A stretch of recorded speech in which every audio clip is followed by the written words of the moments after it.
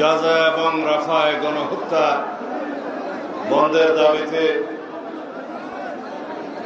এবং গণহত্যার নিন্দা এবং প্রতিবাদের দাবিতে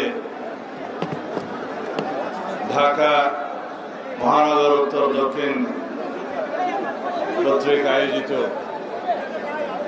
এই প্রতিবাদ সভার প্রিয় সভাপতি, উপস্থিত বাংলাদেশ জাতীয়তাবাদী দল বিএনপির স্থায়ী কমিটির সম্মানিত সদস্যবৃন্দ, উপস্থিত সকল পর্যায়ের নেতৃবৃন্দ,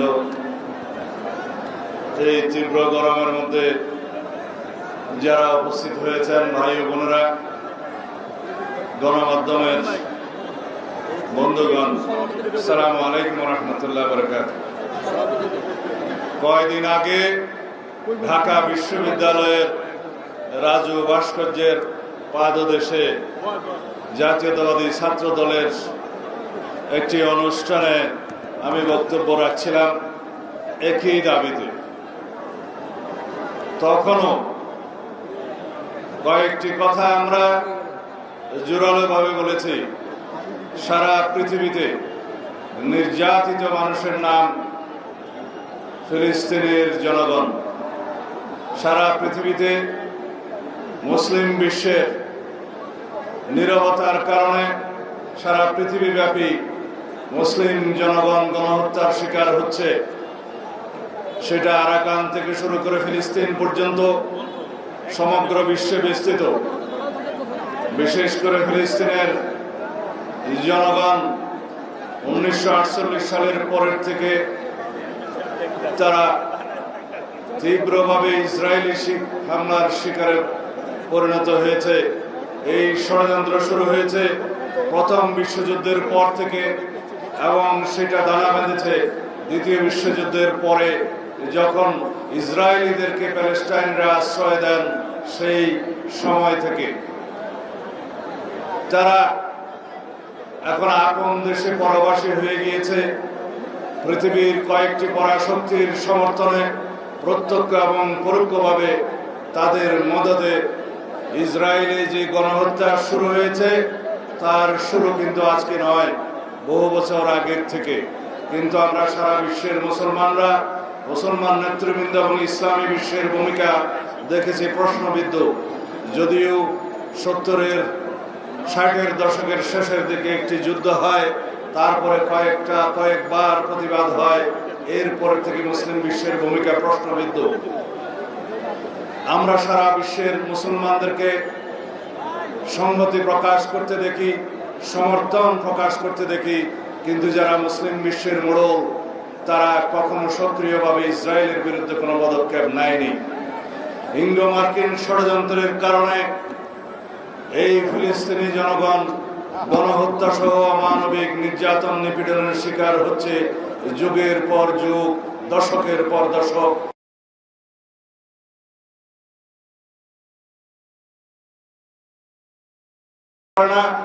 জাতিসংঘের কোন সিদ্ধান্তকে তারা কখনো মেনে নেয় নাই, যদিও বা দুই একবার জাতিসংঘে বিভিন্ন রকমের সিদ্ধান্ত এই ফিলিস্তিনি জনগণের পক্ষে নেওয়া হয়েছে। কয়েকটি পরাশক্তি তার বিরুদ্ধে ভেটো প্রদান করে সেগুলো কার্যকর করতে দেয়নি। আমরা তার নিন্দা এবং প্রতিবাদ জানাই। আজকের দিনে সারা পৃথিবীতে সমস্ত দেশে, সমস্ত গণতান্ত্রিক বিশ্বে, এমনকি আমেরিকাতেও ফিলিস্তিনের জনগণের পক্ষে ব্যাপকভাবে আন্দোলন হচ্ছে, কিন্তু এই গণহত্যা বন্ধের কোনো আমরা ইশারা ইঙ্গিত দেখছি না। তার জন্য কার্যকর ভূমিকা পালন করার জন্য আমরা সারা বিশ্বের গণতান্ত্রিক সমস্ত দেশের নেতৃবৃন্দকে সোচ্চার হওয়ার আহ্বান জানাই।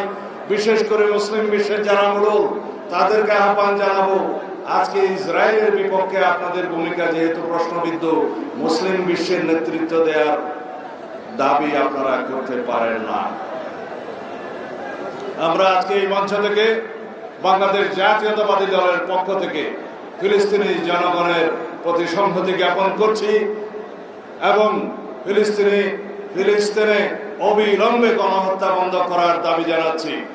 যারা গণহত্যার শিকার হয়েছে তাদের সাথে যারা উপস্থিত যে সমস্ত শিশু, বৃদ্ধ এবং মহিলারা বিভিন্নভাবে তারা মৃত্যুর শিকার হয়েছে তারাও গণহত্যার মধ্যে গুনতে হবে। সেই হিসাবে মৃত্যুর সংখ্যা, শহীদের সংখ্যা 50-60 নয়, কয়েক লক্ষ ছাড়িয়ে যাবে। তাই বন্ধুগণ, আমরা বলতে চাই, বাংলাদেশের ইতিহাস, বাংলাদেশ জাতীয়তাবাদী দলের নেতৃত্বে শহীদ রাষ্ট্রপতি জিয়াউর রহমানের নেতৃত্বে ফিলিস্তিনি জনগণের পাশে দাঁড়ানোর ইতিহাস। আওয়ামী লীগের ইতিহাস হচ্ছে ইসরায়েলকে পরোক্ষভাবে স্বীকৃতি দিয়ে বাংলাদেশের পাসপোর্ট থেকে ইসরায়েলে যাওয়া বন্ধ করার যে নিষেধাজ্ঞা ছিল সেটা তুলে দিয়ে আওয়ামী লীগ ইসরায়েলকে পরোক্ষভাবে স্বীকৃতি দিয়েছিল। আওয়ামী লীগ ইসরায়েল থেকে আড়ি পাতার যন্ত্র কিনে এদেশের রাজনৈতিক কর্মী সহ সামাজিক কর্মী, মানবাধিকার কর্মীদের জনগণের বিরুদ্ধে আড়ি পাতার যন্ত্র কিনে তারা যে নির্যাতন নিপীড়নের সূচনা করেছে তার সাথে ইসরায়েল জড়িত, ইসরায়েলের সাথে আওয়ামী লীগ জড়িত। আমরা তার তীব্র নিন্দা এবং ধিক্কার জানাই। আমি আর বেশি বক্তব্য দেব না।